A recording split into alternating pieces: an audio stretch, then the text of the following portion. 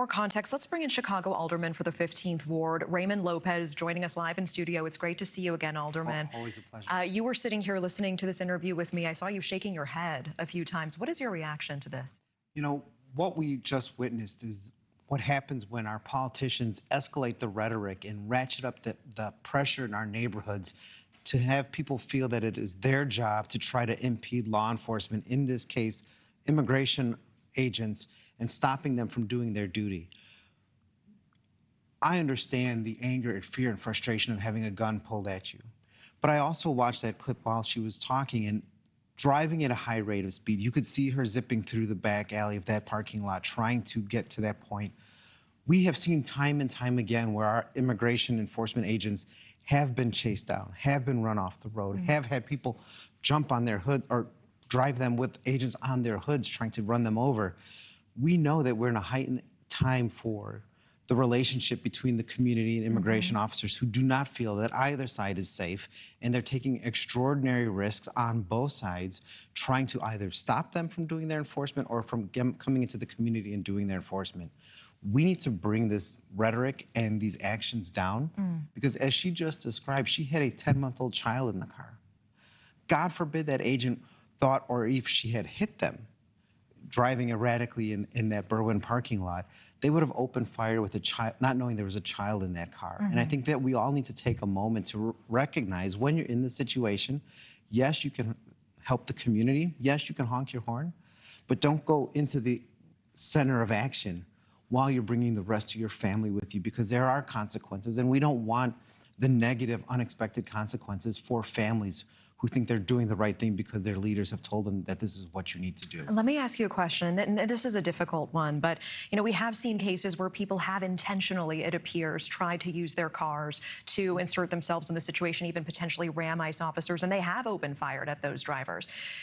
Do you think that if, God forbid, one of those officers were to have opened fire at her, pregnant, or you know, with a child in the back seat, they would have been justified in doing so? Do you believe that her moving her car towards them really did pose a potential threat? I believe that law enforcement is trained to believe that if you are being boxed in, your life is in danger.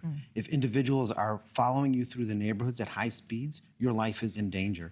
And we know how law enforcement is trained locally, let alone what from a federal standard that looks like. And I don't want to see people get hurt. No one should have to go through that. And let's say even if they didn't open fire, if she's 8 months pregnant and they arrested her, she might have lost her child while incarcerated. And we don't want to see that either. And I think this is a perfect opportunity for all of us to think back to what's going on here. What's the root cause of why we're in this moment? And it's not the enforcement. It's the fact that we have 11 million people who don't have a pathway, who've been long-term undocumented, whom everyone has forgotten about.